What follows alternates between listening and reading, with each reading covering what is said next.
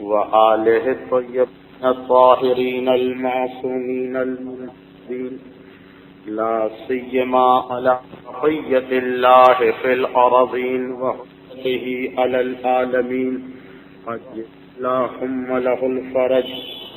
ورحمة الله على محبيهم ولعنة الله على أعدائهم أجمعين. سیرت رسول کے سلسلے میں آج ہماری گفتگو ہے، اور آج بھی یہ ضروری محسوس ہو رہا ہے کہ ابتدا ہی میں اس کی وضاحت کر دی جائے، اور وہ یہ کہ رسول کے جو واقعات آپ کے سامنے آ رہے ہیں ان کا تعلق تاریخ سے ہے. تاریخ ایک ایسی چیز ہے کہ جس کی باتیں بیان کرتے وقت خواہ ایک بہت بڑا مجتہد ہی کیوں نہ ہو،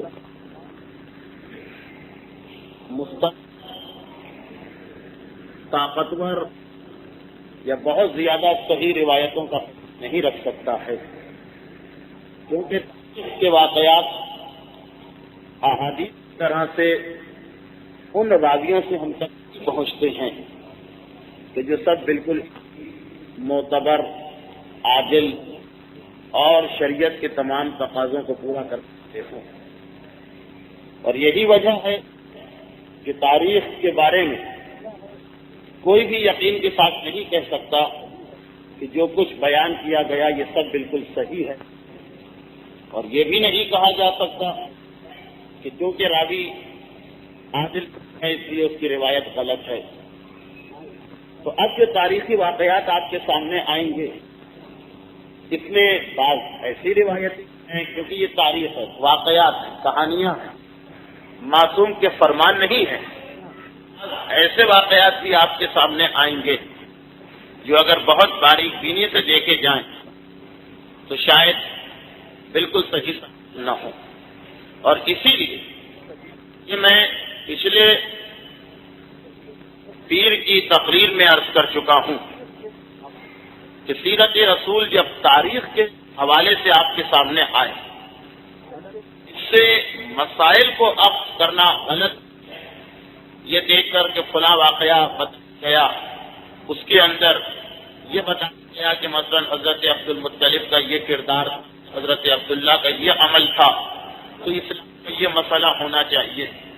یہ دو الگ ہیں. عقیدے اور شریعت کی بنیاد حدیث پر ہوتی ہے، تاریخ پر نہیں. تاریخ صرف اس لیے آپ کو بتائی جا رہی ہے کہ ایک تو ہمارے عام بچوں اور نوجوانوں کی معلومات میں اضافہ ہو، اور دوسرا یہ کہ بہت سارے واقعات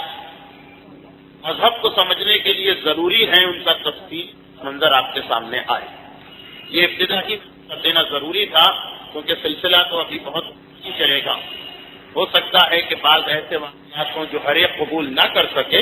مگر یہ اس کے نظر انداز کر دیجیے گا کہ یہ تاریخ ہے، حدیث نہیں. دوسری بات یہ کہ بعض لوگوں کو پیر کی گفتگو سے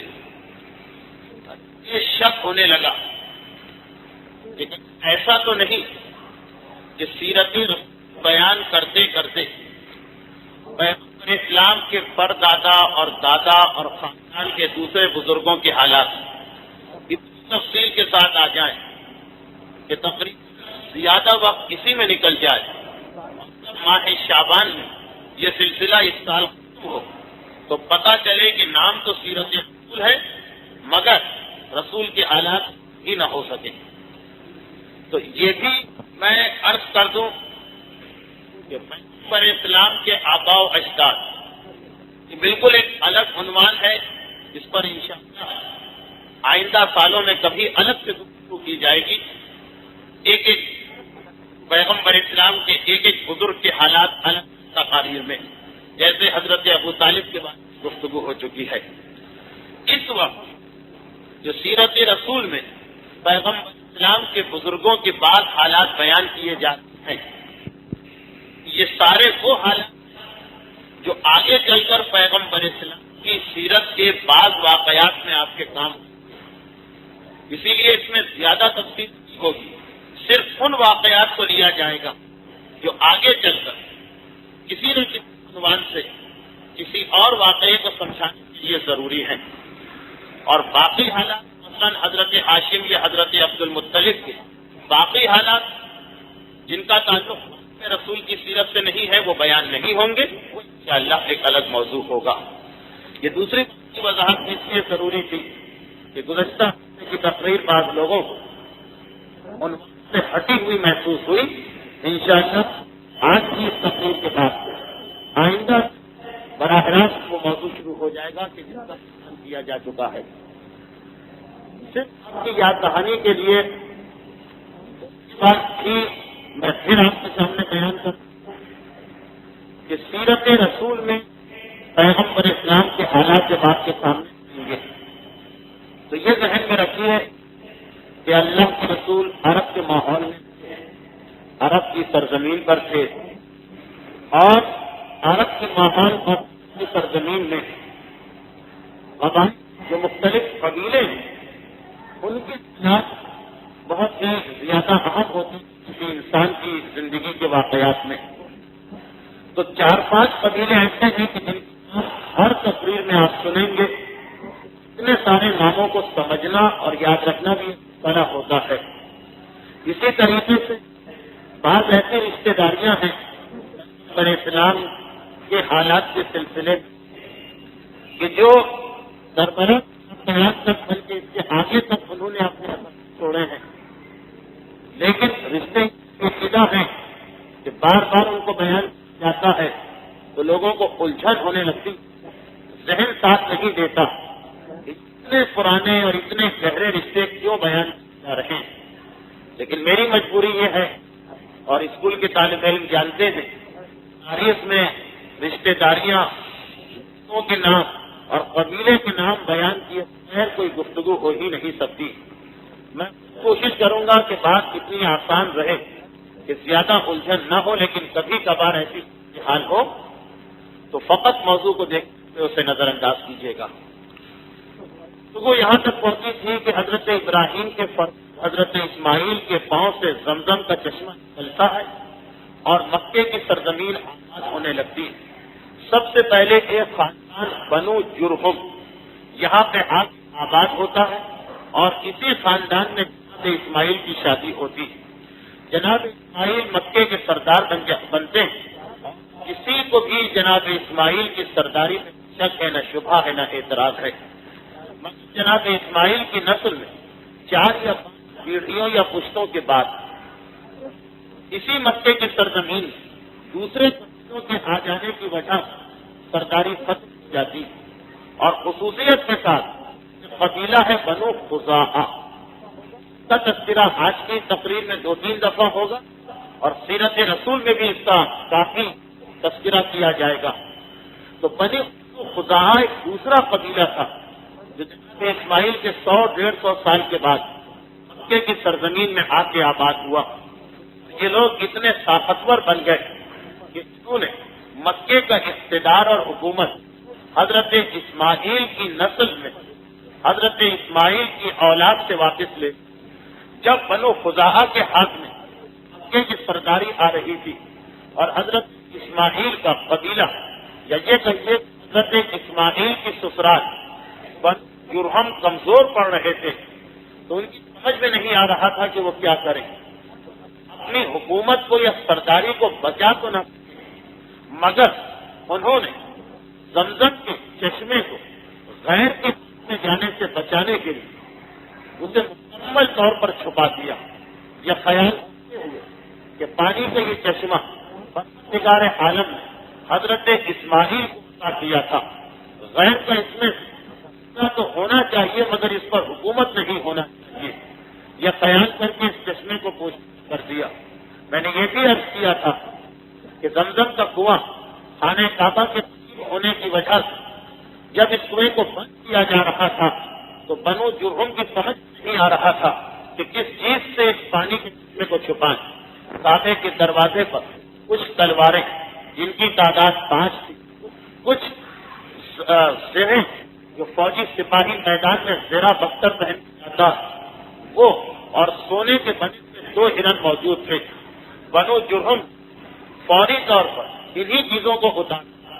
زمزم کے چشمے میں ڈالا اور مٹی سے اس کو بند کر کے نام و نشان مٹا دیا. اب ایک سوال یہاں یہ پیدا ہوتا ہے کہ جب اس چشمے کو چھپایا جا رہا تھا تو جس قبیلے نے اب حکومت قائم کی تھی وہ کیوں خاموش تھا؟ اس کے لیے گزشتہ تقریر ہی کا ایک جملہ دوہرا دوں کہ جب مکے میں قبیلے آ کے رہنے لگے تو مکہ باقاعدہ ایک شہر کی طرح سے آباد نہیں ہوا، بلکہ ہر قبیلے نے اپنی مرضی سے جہاں ان کا دل چاہا جگہ کہ وہیں پہ قیام کیا. مکے کی چاروں طرف پہاڑیاں ہیں، یہ پہاڑیاں ایک مسئلہ اور بنی، پہاڑیوں کے بیچ میں جا کے قبیلے رہ رہے. چنانچہ خانہ خدا کے قریب صرف بنو جرہم کا قبیلہ، اور یہ قبیلہ جس نے ان کو شکست کے مکے میں اپنی حکومت قائم کی، یہ قبیلہ خانہ کعبہ سے اتنا دور تھا کہ انہیں پتہ ہی نہ چل سکا کہ زمزم کنویں کو کس طرح بند کیا گیا. زمانہ گزرتا چلا گیا، بنو جرہم نے یہ راز اپنے سینے میں محفوظ رکھا. جس کو معلوم تھا وہ کسی اور کو بھی بتانے کو تیار نہیں تھا، حتیٰ یہ کہ اپنی اولاد کو بھی نہیں بتاتے تھے کہ ایسا نہ ہو کہ بات منہ سے نکل کے پرائی ہو جائے. نتیجہ یہ ہوا کہ رفتہ رفتہ مکے کے سب لوگ پانی کے مسئلے سے پریشان ہو رہے، مگر کسی کو نہیں معلوم زمزم کا کنواں کہاں. یہاں تک کہ وہ آیا کہ لوگ اس کا نام بھی بھول گئے. اور پھر وہ زمانہ آیا جب جناب ہاشم کے دادا جناب حسین دوبارہ اقتدار حاصل کیا مکے کا، اور اس قبیلے کو شکست دی جس کا نام بنو خزاعہ تھا. وہ قبیلہ جس نے جناب اسماعیل اسرائیل کو شکست دی، آخر جناب اسماعیل ہی کی اولاد نے اسی نے دوبارہ اقتدار کو حاصل کیا اور بنو خزاعہ کو شکست ہو گئی. اللہ کام یہی کیا کہ مکے کو ایک باقاعدہ شہر بنایا، پہاڑیوں کے بیچ رہنے والے دور دراز مقامات پر رہنے والے قبیلوں کو قریب بلایا اور مکہ شہر کی شکل میں ہمارے سامنے آیا. جناب حسین اس چیز سے علم تھے کہ زمزم نامی کوئی کنواں اس دنیا میں تھا، جس طرح باقی سارے بھول چکے تھے. جناب حسین کے علم میں بات نہ تھی. پھر سلسلہ آگے بڑھ ان کے بیٹے عبد مناف تک پہنچا. عبد مناف کے بعد جناب ہاشم قبیلے کے سردار بنے. ایک گزشتہ ایک چیز کو یاد دلا دیا جائے، یہ بھی میں نے عرض کیا کہ جناب عبد مناف جو پیغمبر اسلام کے دادا ہوتے، ان کے 4 بیٹے، اور 4 بیٹے کچھ اس طریقے سے تھے کہ یہ جو 4 بھائی یہ 2 حصوں میں تقسیم ہو گئے تھے، ان کے 2 گروپ بن گئے تھے. جناب ہاشم کا ساتھ ان کے چھوٹے بھائی جناب مختلف دے رہے تھے، اور دوسری طرف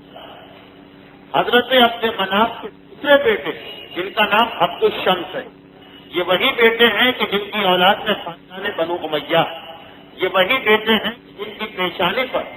پیدائش کے وقت جناب ہاشم کے پاؤں کا پنجہ لگا تھا. ان کا ساتھ ان کے چھوٹے بھائی نوفل نے دیا. تو 4 بھائی، 2 بھائی ایک طرف ہو گئے جناب ہاشم اور جناب مطلب، اور 2 عبد شمس اور نوفل کی جانب ہو گئے. سہائے ستہ میں اس رشتہ داری کے بارے میں، خاندان کے اس حصے ہونے کے بارے میں پیغمبر اسلام کے حوالے سے ایک روایت ملتی ہے. جب جنگ خیبر پیغمبر اسلام نے مال غنیمت کو تقسیم کیا تو خمس جو رسول کا حق ہے اسے اپنے لیے رکھا. اس کے بعد اس کا یہ مال پیغمبر اسلام نے اپنے خاندان میں تقسیم کیا. جب اس مال کو پیغمبر اسلام تقسیم کر رہے ہیں تو روایت ہے سہائے 70 کہ پیغمبر اسلام نے جناب ہاشم کی اولاد کو بھی اس میں سے حصہ دیا، اور جناب ہاشم کے بھائی جناب مطلب کی اولاد کو بھی اس میں سے حصہ دیا. یہ دیکھ کر باقی جو 2 بھائیوں کی اولاد تھی عبد الشمس اور نوفل، وہ لوگ بھی آگے آئے. کہا اللہ کے رسول اگر آپ فقط جناب ہاشم کی اولاد کو حصہ دیتے تو کہیں ہمیں کسی قسم کا احساس نہ ہوتا کیونکہ وہ آپ کا خاندان تھا، مگر آپ نے جناب ہاشم کی ایک بھائی کی اولاد کو حصہ دیا باقی دو بھائیوں کی اولاد میں ہم ہیں، ہمیں بھی حصہ دیجیے۔ پیغمبر اسلام نے اس وقت یہ سننے کے باوجود کہ ظاہری اعتبار سے ان لوگوں کی بات صحیح، اپنے ہاتھوں کی انگلیاں ایک دوسرے میں داخل پھنسائی اور اس کے بعد کہا کہ ہاشم و مطلب دو بھائی تھے، لیکن ان کا خاندان آپس میں اس طریقے سے ملا ہوا تھا کہ جیسے میرے دونوں ہاتھ کیا، اور ٹھیک ہے باقی دو بھائی تھے لیکن وہ ان دو بھائیوں کی مانند نہیں تھے۔ تو مہاراج یہ روایت اگر مستند ہو تو یہ بتانے کافی کہ دو بھائی آپس میں اس طریقے سے مل کے رہ رہے تھے کہ جیسا ایک خاندان، اور یہی سبب کہ جناب ہاشم جن سے ان کے والد نے لیا تھا کہ تمہاری پیشانی میں نور رسالت ہے، اس لیے اپنا نکاح بہت سوچ سمجھ کے کرنا، اور جناب ہاشم بہت پریشان تھے کہ کس خاندان میں رشتہ کیا جائے۔ آخر خانہ کعبہ کے دروازے کو پکڑ کے دعا مانگ رہے تو آواز آتی ہے کہ مدینے جاؤ۔ تو جب جناب ہاشم مدینے جانے کے لیے نکلے، شادی کے ارادے سے جا رہے، شادی کرنا تو اپنے تینوں بھائیوں کو نہیں لیا، فقط اپنے بھائی مطلب کو لیا اور باقی دو بھائیوں کو نظر انداز کیا اور مدینے میں پہنچے۔ بظاہر یہ لگ رہا کہ اب تک کی گفتگو وہی ہے کہ گزشتہ ہفتے ہو چکی، مگر کئی نئی باتیں ہیں تسلسل کو ملانے کے لیے۔ وہاں پہنچنے کے بعد جس خاتون کا نام خانہ کعبہ کے دروازے پر ایک غیبی آواز کے ذریعے جناب ہاشم نے سنا، ان کے قبیلے میں گئے جو بنو نجات کا قبیلہ، وہاں جا کے پتا چلا کہ ان کے والد تو موجود، مگر انہوں نے یہ کہا کہ میں جناب ہاشم کی عظمت اور بڑائی کو بھی جانتا ہوں۔ یہ بھی معلوم ہے کہ عرب میں اس وقت ان سے زیادہ شریف اور صاحب عزت کوئی نہیں، مگر میری بیٹی آزاد اور خود مختار ہے، میں یہ رشتہ اس کے سامنے پیش تو کر سکتا ہوں، باقی اس کی مرضی کے اوپر ہے۔ ان کی بیٹی کا نام ہے سلمہ، اسے سلمہ بھی کہا جاتا مگر صحیح عربی لفظ ہے سلمہ۔ ان کی بیٹی سلمہ اس وقت اپنے قبیلے میں نہیں تھی، بلکہ مدینے سے کچھ دور کے فاصلے پر یہودیوں کا ایک محلہ، اس میں سالانہ ایک میلہ لگا کرتا تھا۔ اب زمانہ وہ ہے کہ ابھی یہودیوں، مکے کے کافروں، مسلمانوں، ان میں آپس میں کوئی اختلاف نہیں ہوا، تو یہودیوں کے محلے میں جو بنو قینقاع کے مقام پر تھا ایک میلہ لگتا تھا۔ پتا چلا کہ جناب سلمہ اس میلے میں شرکت کے لیے گئی تھی، 3 دن یا 7 دن کے بعد واپس آئیں گی، اور ان کے والد معذرت کر رہے ہیں کہ ساری عظمت تسلیم ہے آپ کے خاندان کی، مگر میری بیٹی کی جو رائے ہوگی اس پر عمل ہوگا۔ جناب ہاشم نے مدینے میں ٹھہر کر جناب سلمہ کا انتظار کرنا مناسب نہیں سمجھا اور اپنی قوم سے کہا کہ چلو ہم بھی اس میلے میں چلتے۔ وہاں گئے اور ایک ایسا خیمہ لگایا کہ جو عرب میں انتہائی مالدار اور انتہائی طاقتور قبیلہ لگاتا، یعنی سرخ اونٹ کی کھال کا بنا ہوا۔ سارے میلے کی توجہ اس جانب ہو گئی۔ پھر جب جناب ہاشم اپنے بھائی اور خاندان کے دوسرے رشتے داروں کے ساتھ تلوار کمر میں لٹکا کے میلے میں نکلے تو ایک مرتبہ جناب ہاشم کا حسن و جمال اور خوبصورتی دیکھ کر دکانداروں نے اپنی اپنی دکانوں کو چھوڑ دیا۔ میلے میں تفریح میں آنے والے اپنی تفریح کو بھول گئے اور سب کی توجہ اس نوجوان پر ہو گئی کہ یہ کون ہے، کتنا خوبصورت، کتنا روبدار، کتنا صاحب جلال و جمال۔ تاریخ بتا رہی ہے کہ جناب سلمہ بھی اس وقت میلے کے اندر موجود تھی۔ جب ان کی نگاہ جناب ہاشم پر پڑی تو جناب ہاشم کی شرافت، جناب ہاشم کے روب اور خوبصورتی ایک عجیب اثر ڈالا جناب سلمہ کے دل پر، اور جب تھوڑی ہی دیر کے بعد اپنے باپ کے ذریعے سے یہ پیغام ملا کہ اسی آدمی نے تمہارا رشتہ بھجوایا، جناب سلمہ اس رشتے کو قبول کر لیتی مگر زبان سے کچھ نہیں کہتی، فقط شرم سے سر جھکا کے بیٹھ گئی، اور ان کے والد نے سمجھ لیا کہ میری بیٹی کو یہ رشتہ قبول ہے۔ مگر تھوڑی دیر کے بعد، تھوڑی دیر سے مراد ہے کہ 2 دن کے بعد ابھی یہاں میلہ، اس وقت نہ شادی ہو سکتی ہے نہ جناب ہاشم کو جواب مل سکتا ہے۔ جب یہ سارا قبیلہ اپنے گھر جائے گا تب یہ رشتے کی بات آگے بڑھے گی۔ مگر 2 یا 3 دن کے بعد جب جناب سلما کے والد پھر اپنی بیٹی کے پاس گئے اس میلے میں، تو دیکھا کہ میری بیٹی کچھ پریشان بیٹھی، سوال کیا کہ کیا بات ہے؟ کہا بابا اب اس رشتے پر میرا دل مطمئن نہیں ہو رہا۔ جناب سلما کے والد احمد گھبرا کے کہتے کہ یہ تبدیلی کیسے آئی؟ کہا کہ کسی نے بتایا،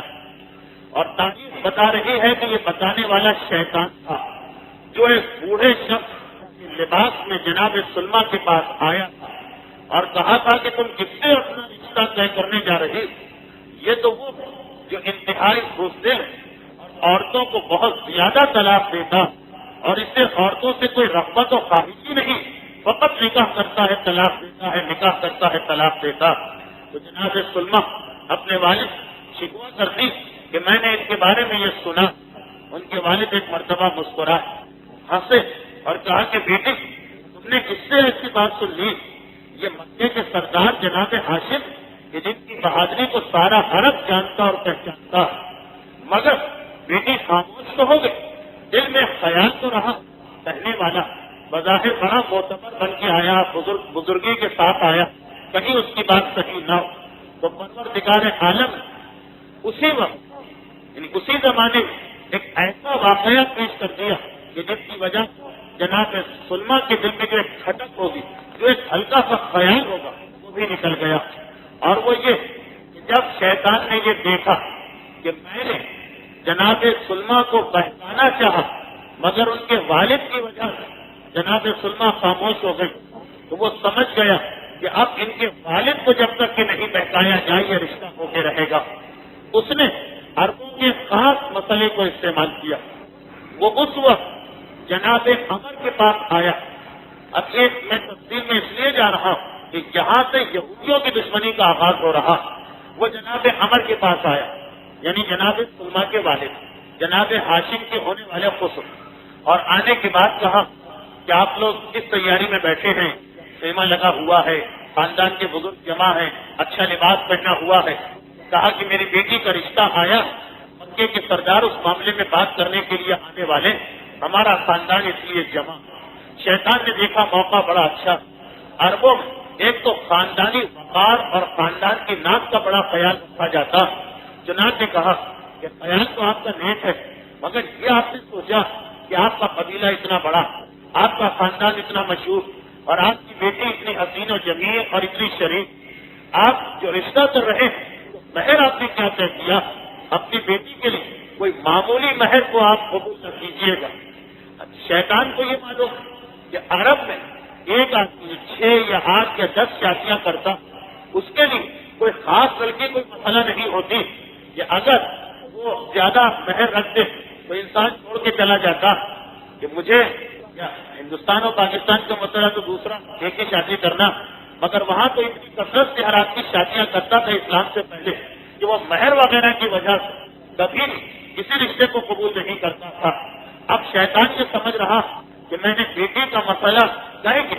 جناب عمر کو مہر زیادہ کرنے میں راضی کر لیا،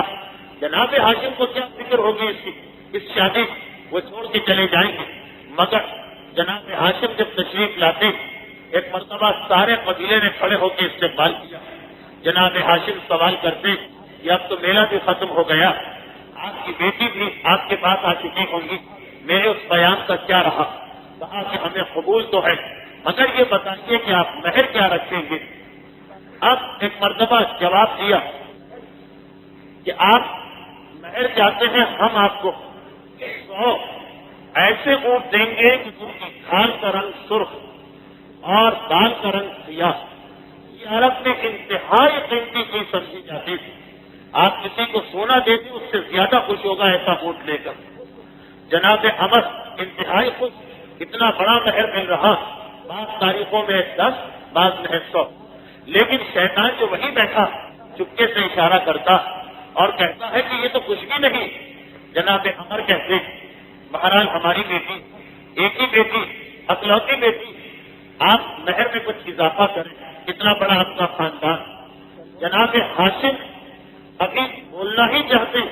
کہ ان کے چھوٹے بھائی جناب مطلب نے کہا ٹھیک، ہمیں قبول، ہم اس کے ساتھ 1000 مثقال سونا بھی آپ کو دیں گے۔ یہ اتنا بڑا مہر ہو گیا کہ جناب عمر انتہائی خوش، شیطان پھر اشارہ کرتا، ایک مرتبہ پھر انہوں نے کہا کہ نہیں، ہماری بیٹی کے قدر میں کچھ اور اضافہ کریں۔ اب جناب مختلف گفتگو اپنے ہاتھ میں لے لیتے اور کہتے ہیں اچھا ہم اس کے ساتھ ساتھ آپ کی بیٹی کو 5 کلیجے بھی دیں گے اور کچھ جناب عمر، مگر شیطان کا پھر اشارہ کہ آپ کچھ اور مطالبہ کریں۔ وہ ایسا اس حد تک مطالبے کروانا چاہ رہا کہ خاندان بنی ہاشم ایک مرتبہ واپس چلا جائے، خاندان ہاشم واپس چلا جائے، مگر جناب مطلب کہتے ہیں کہ اچھا اگر آپ اور چاہتے ہیں تو ہم آپ کو مصر و کافور جو عرب میں اور خاص طور پر مکے میں انتہائی مہنگی چیز ہے، یہ ایک بڑی مقدار میں دیں گے، مقدار بھی بتائیں گے اس زمانے کے پیمانے سے ہے۔ جناب عمر انتہائی کچھ شیطان اشارہ کرتا ہے کہ آپ کچھ اور کہیے، یہ تو آپ کی بیٹی کی قدر کے برابر، قیمت کے برابر، عزت کے برابر مہر نہیں ہوا۔ جب جناب سلمہ کے والد نے مطالبے کو اور بڑھایا تو جناب مطلب کہتے ہیں کہ اچھا ہم اس کے ساتھ اتنی مقدار میں امبر، بہت بڑی مقدار امبر اور مصری سفید کپڑا اور یمنی چادریں دیں گے، سب عرب میں انتہائی قیمتی چیزیں۔ آج ہم اور آپ تو سمجھ بھی نہیں پا رہے ہیں۔ جناب عمر اتنے خوش ہو گئے کہ ایک مرتبہ جس شیطان اشارہ کرتا جب آپ کچھ اور کہیے تو غصے کی حالت میں، انتہائی خوشی میں بات ہو رہی، غصے کی حالت میں مڑتے ہیں شیطان کی جانب اور کہتے ہیں کہ آپ بزرگ، آپ بوڑھے، اس لیے میں نے آپ کا احترام کیا، مگر آپ مجھے دوسروں کے سامنے ذلیل اور رسوا کر رہے ہیں، میرے سینے سے تشریف لے جائیے۔ بس شیطان کے پاس اب کوئی راستہ نہیں تھا، وہ کھڑا ہو کے باہر نکلتا، مگر جیسے ہی وہ باہر گیا جناب عمر مدینے کے قبیلے کے سردار، چنانچہ آج کی اس تقریب میں انہوں نے اپنے ہی جیسے یہودی قبیلے کے سرداروں کو بھی بلایا۔ 400 یہودی بھی آئے تھے اس تقریب میں، جو رشتہ طے ہونے کی تقریب تھی۔ جب وہ باہر نکلا تو یہودی جو اپنے میلے میں جناب ہاشم کو دیکھ چکے اور ایک مرتبہ خوفزدہ ہو گئے کہ ان کی پیشانی پر تو وہ نور ہے جو ہمارے بزرگ اور علماء بتا کر گئے کہ نور آخری پیغمبر ہوگا، اور اس نور کے اس دنیا میں آنے کے بعد پھر یہودیت کا مذہب ختم ہو کے رہ جائے گا۔ وہ تو موقع کی تلاش میں تھے کہ ہمیں کوئی موقع ملے اور ہم اس نوجوان کو یہی قتل کر دیں۔ شیطان ان کے باہر گیا، انہیں موقع ہاتھ آ گیا۔ ایک مرتبہ خود جناب سلمہ کے والد سے تو کچھ نہیں کہہ سکتے، جناب ہاشم و مطلب کو دیکھا اور کہا تمہاری وجہ سے ہمارے بزرگ کی توہین ہوئی ہے، ہم تمہیں زندہ نہیں جانے دیں گے۔ یہ کہہ کہ 400 تلواریں نکل آئیں۔ جناب ہاشم نے دیکھا کہ اب بات اس منزل پہ آ پہنچے کہ جب تک کہ ان کو سبق نہ سکھایا جائے یہ اپنی شرارت سے بات نہیں آئیں گے۔ جناب ہاشم کی تلوار کے نکلی، تاریخ کہتی ہے 40 یا 70 یہودی جناب ہاشم کے ہاتھ سے جہنم واصل ہوئے۔ تب سارے یہودی ایک مرتبہ فرار اختیار کر کے اس قبیلے کو چھوڑ دے گئے۔ ادھر جناب سلمہ کے والد نے یہ منظر دیکھا،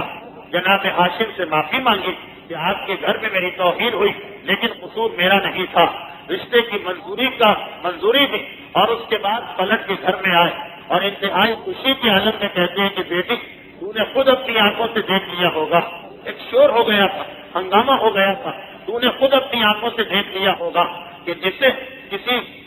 گمراہ کرنے والے نے اس دن کہا تھا اس کی بہادری کیسی تھی کہ وہ 2 آدمی تھے اور 400 یہودی ان کے سامنے سے فرار اختیار کر گئے۔ جناب سلمہ بھی انتہائی خوش ہے، مگر باپ کو بیٹی اور بیٹی کو باپ سے بہرحال محبت بھی ہے، اکلوتی بیٹی، چنانچہ 2 مطالبے، 2 شرطیں انہوں نے اس نکاح میں رکھی۔ ایک شرط بیٹی کی جانب سے تھی، ایک شرط باپ کی جانب سے تھی۔ جناب ہاشم سے کہا کہ ہمیں یہ سب مہر نہیں چاہیے، ہم بہکاوے میں آ گئے تھے، جو آپ کی مرضی وہ مہر آپ دے دیجیے۔ انہوں نے ایک مرتبہ ہاشمی شرافت کے ساتھ جواب دیا کہ نہیں، جس کا ہم وعدہ کر چکے ہیں اسے تو پورا کر کے رہیں گے۔ اب جناب سلمہ کے والد کہتے ہیں کہ بس فقط 2 شرائط ہیں ہماری۔ میری شرط تو یہ کہ جب میری بیٹی کے یہاں بچے کی ولادت کا زمانہ قریب آئے تو آپ اسے یہاں لے آئیے، اس لیے کہ ہماری خواہش یہ ہے کہ ہماری نسل جو چلے، ہمارے یہاں جو اولاد ہو وہ ہمارے اپنے قبیلے کے اندر ہو۔ جناب ہاشم نے کہا کہ یہ شرط مجھے قبول ہے۔ کہا دوسری شرط میری بیٹی کی وہ یہ کہ اگر خدا نخواستہ کبھی حالات بدلے اور میری بیٹی کو مدینے میں رہنا پڑا تو جو اولاد ہوگی وہ بھی ساتھ رہے گی، اولاد ماں کے ساتھ رہے گی، باپ کے ساتھ نہیں۔ یہ مطالبہ کیا گیا، یہ مطالبہ بھی جناب ہاشم نے مانا۔ ضمن میں ایک بات کہہ دوں کہ اسلام کے اندر جو زندگی گزارنے کا تصور وہ ہمارے اور آپ کے تصور سے بالکل مختلف ہے۔ اسلام اس چیز کو زیادہ پسند کرتا کہ انسان قریبی سے قریبی رشتے دار، گہرے سے گہرے دوست کے ساتھ بھی جب کوئی معاملہ کرے تو ہر وہ بات پہلے سے طے کر لے کہ اگر بعد میں کوئی اختلاف ہو تو اس کی وجہ سے جھگڑا نہ ہونے پائے۔ یہی سبب کہ معصوم نے جو اس مشہور روایت میں جس میں یہ بتایا کہ کن لوگوں کی دعائیں کبھی قبول نہیں ہوتی، اس مشہور روایت میں یہ تذکرہ کیا کہ خدا اس مومن کی دعا قبول نہیں کرتا جس نے کسی دوسرے مومن کو قرضہ دیا اور نہ کوئی گواہ رکھا نہ کوئی تحریر لی، ایسے ہی قرضہ دے دیا۔ اب جس کو قرضہ ملا وہ قرضہ دبا کے بیٹھ گیا، واپس کرنے سے انکار کر رہا۔ امام معصوم کہہ رہے ہیں کہ اب جس نے پیسے دیے یہ پریشان ہو کے دعا کرے گا خدا سے، خدا بندہ میرا اتنے لاکھ یا اتنے کروڑ کا پیسہ پھنس گیا، کسی طریقے سے تو مجھے واپس دلوا دے، مگر خدا یہ کہہ کر اس کی دعا کو ٹھکرا دیتا کہ جب میں تجھے حکم دیا تھا کہ قرضہ دیتے وقت گواہ رکھو، تحریر لو، تو تم نے یہ غلطی کیوں کی؟ غلطی تمہاری ہے، نتیجہ بھی تمہیں برداشت کرنا پڑے گا۔ البتہ امام معصوم نے اس کے بعد یہ بھی بیان کیا کہ اگر ایسے ہی پیسے جو کسی اور کو دے چکے ہو اور واپس نہیں مل رہا، واپس لینا ہی ہو تو ایک طریقہ ہے صرف خود دعا مانگو گے قبول نہیں ہوگی، مگر چار ایسی عظیم ہستیاں ہیں، حضرت عبد المطلب، حضرت ابو طالب، جناب آمنہ اور جناب فاطمہ بنت اسد، یہ مکے میں جاؤ، ان چاروں کی طرف سے 4 ثواب اور 4 نمازیں پڑھو، ان کے ذریعے سے دعا مانگو تو خدا تمہاری دعا فوراً قبول کرے گا۔ اس مسئلے میں کہ تمہارا وہ پیسہ جو بظاہر ضائع ہو گیا ہے مل جائے گا۔ تو اب خود اسلام کہہ رہا کہ پیسہ دے رہے ہو، تمہیں بڑا اعتماد ہے، بڑا بھروسہ، سب کچھ صحیح، لیکن پہلے سے ہر وہ کام کر لو کہ بعد میں اختلاف کی صورت میں تمہیں نقصان نہ ہو۔ اسی سلسلے میں آپ دیکھیں جناب عاشق، جناب سلمہ، دونوں قابل احترام شخصیتیں، ایک پیغمبر اسلام کے پردادا، ایک پیغمبر اسلام کی پردادی، ایک اسلاف شامخہ میں ہے، ایک ارحام مطہرہ میں ہے، لیکن نکاح ہو رہا تو پہلے سے ہر چیز کو طے کیا جا رہا۔ اور ہمارے لیے میں نے قرضے کی مثال، ہمارے لیے 2 مقامات پر تو خاص طور پر حکم دیا گیا کہ پہلے سے معاملہ طے کر لو۔ ایک اپنی زندگی میں وصیت تحریر کر کے چلے جاؤ تاکہ تمہارے مرنے کے بعد تمہاری اولاد میں کوئی جھگڑا نہ ہونے پائے۔ یہ کتنا سخت حکم ہے اسلام کا۔ جو مرے، جو روایت کی کہ جو آدمی مرے اس حالت میں کہ اس نے وصیت نہیں کی تو جب مرتا ہے تو وہ جاہلیت کی موت مرتا۔ جو معرفت ایمان کے سلسلے کی روایت ہے وہی وصیت کے سلسلے کی روایت ہے۔ مگر ہمارا معاشرہ ماحول کتنا بدل گیا کہ ایک بیٹا بہت پریشان میرے پاس آیا، کہا کہ آپ نے کیسی مجلس پڑھ دی، آپ نے تو مجھے مار کھلوا دی، یہ تو جوتے پڑوانے والی مجلس ہے۔ کیا ہوا بھائی؟ کہا آپ نے کہا تھا کہ وصیت پہلے سے تحریر کر دی جائے تو بہت اچھا ہوتا۔ میں نے اپنے باپ سے یہ بات کہہ دی کہ آپ اپنی زندگی میں وصیت تحریر کر دیں۔ ارے انہیں تو غصہ آ گیا، کہنے لگے تم میری مرنے کی دعا مانگ رہے ہو، تم میری موت کا انتظار کر رہے ہو۔ اب ہماری فکر یہی مسئلہ نکاح کا مسئلہ، بہت شور مچاتے ہیں لوگ کہ اسلام میں طلاق کا اختیار مرد کے ہاتھ میں ہے، عورت بیچاری بالکل مجبور،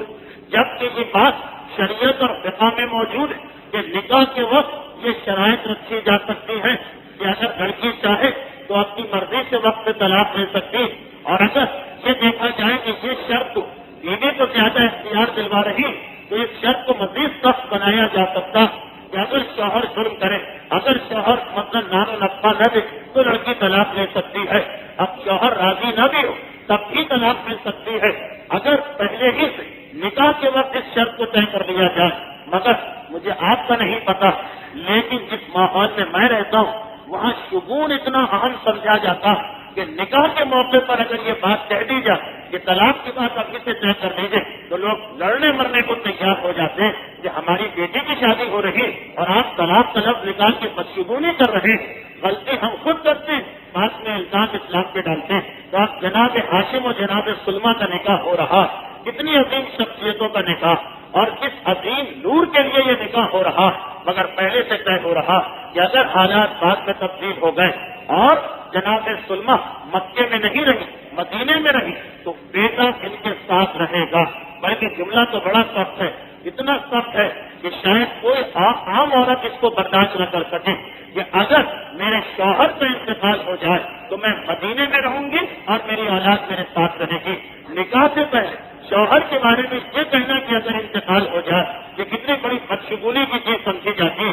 مگر یہ ساری چیزیں وہ جو ہم نے ہندوؤں سے لی، خاندان رسالت کا طریقہ کچھ اور یہ ابتدا میں طے ہو گیا۔ جناب ہاشم نے کہا مجھے یہ شرط بھی منظور ہے، بڑی شان کے ساتھ یہ نکاح ہوا اور جناب سلمہ رخصت ہو کے مکے آئی۔ اب یہ یہودی جن کو اس وقت پہلی مرتبہ خاندان رسالت سے نقصان پہنچا ہے، بے چین ہیں، تڑپ رہے ہیں کہ یہ کتنی بڑی ہم سے حماقت ہو گئی کہ وہ شخص مدینے آیا اور چلا بھی گیا جس کی اولاد میں رسول پیدا ہونے والے ہیں۔ ذرا ہم ہمت کرتے تو یہیں پہ ہم رسالت کا خاتمہ کر سکتے تھے۔ اب پہلی مرتبہ یہ لوگ سر جوڑ کے بیٹھے، کہا کہ یہ نور ہماری سرزمین میں آ گیا ہے، ایسا منصوبہ بناؤ کہ اگر دوبارہ کبھی یہ موقع ملے تو یہ شخص زندہ نہ جانے پائے۔ یہ تو یہودی سازش کر رہے ہیں۔ ادھر جناب ہاشم مکے میں آئے۔ جناب ہاشم کے حالات تو مجھے نہیں بیان کرنا، کچھ عرصے یہاں قیام رہا۔ جناب سلمہ حاملہ ہوئی اور جب بچے کی ولادت کا زمانہ قریب آیا تو جناب ہاشم نے اپنے خاندان کو بلایا، کہا کہ میں مدینے جا رہا ہوں، بہت دور کا سفر، زندگی کا کوئی بھروسہ نہیں، میں اپنے بھائی مختلف کو اپنا جانشین اور قائم مقام بنا کے جا رہا ہوں، اس کی اسی طرح اطاعت کرنا جس طرح میری اطاعت کر دے، اور اگر میں واپس نہ آ سکا تو پھر میرے بعد یہ مکے کا پورا بار اختیار حاصل ہوگا۔ جناب مختلف کو خدا حافظ کہا اور اپنی بیوی کو لے کے مدینے کی جانب چلے۔ شہر مدینہ میں داخل ہوئے، سسرال میں استقبال کیا گیا جناب ہاشم کا۔ 7 یا 8 مہینے کے بعد ہی واپس آئے۔ جناب سلمہ اس وقت اسی شہر مدینہ میں ہے کہ کچھ عرصے کے بعد بیٹے کی ولادت ہوئی۔ تاریخ کہتی کہ ماں نے ان کا نام عامر رکھا، مگر کیونکہ ان کے بالوں میں کچھ سفیدی تھی اور سفید بال عام طور پر بڑھاپے میں ہوتے ہیں، بڑھاپے کو عربی میں شیب کہتے ہیں، تو اس بچے کا نام یاد سے شیبہ رکھ دیا گیا، بوڑھوں جیسے بال والا، شیبۃ الحم۔ یہی وہ عظیم شخصیت جو آگے چل کر جناب عبد المطلب کہلائے اور جن کے گھرانے میں اسلام کو، شریعت کو، فقہ کو کچھ ایسے مسئلے دیے کہ قیامت تک ان پر عمل ہو رہا ہے۔ بیٹے کی ولادت، مگر اس سے کچھ پہلے جناب ہاشم کو ایک ضروری تجارتی کام سے فلسطین کے علاقے میں جانا پڑا۔ جناب ہاشم کے حالات جب میں بیان کروں گا تو وہاں آپ سنیں گے کہ جناب ہاشم نے پورے عرب پر ایک احسان کیا تھا۔ پہلی مرتبہ جس طرح آج کل ہمارے یہاں لمیٹڈ کمپنیز بنتی، یہ تصور پہلی مرتبہ جناب ہاشم نے پیش کیا تھا۔ یہ تاجروں سے کہا تھا الگ الگ تجارت کیوں کر رہے، سب اپنے سرمایہ کو لاؤ، ایک ساتھ تجارت کرو، آپ نے لے جاؤ اور لے کے آؤ۔ لوگوں نے یہ تجویز منظور کی تھی، مگر کیونکہ شروع کرنے والے جناب ہاشم تھے اس لیے ساری ذمہ داری بھی ان پر ہے۔ یہ مدینے کے اندر ہے، بیوی حاملہ، بیٹے کی ولادت کا وقت قریب آ رہا کہ پتہ چلا فلسطین کی طرف جو مکے والوں کا قافلہ جا رہا اسے ایک بڑا اہم مسئلہ، کاروباری مسئلہ پیش آ گیا۔ کیونکہ میرے موضوع سے خارج اس لیے اس کو نظر انداز کرتے ہیں۔ اب ایسا وقت کہ دل نہیں چاہ رہا کہ اپنی بیوی کو تنہا چھوڑ کے جائے، لیکن یہ ایک احساس ذمہ داری، حقوق الناس کا مسئلہ میں نے سب کی ذمہ داری دی ہے، یہ مجبور کر رہا ہے کہ سفر کرو۔ فلسطین کی جانب گئے اور جب وہاں گئے اس معاملے کو تو سلجھا دیا، مگر وہاں بیمار پڑے اور واپسی میں غزہ کے مقام پہ انتقال کیا۔ بعض مورخین نے یہ لکھا کہ کوئی تعجب نہیں کہ فلسطین کے مقام پر جناب ہاشم کی اس بیماری ان دشمنان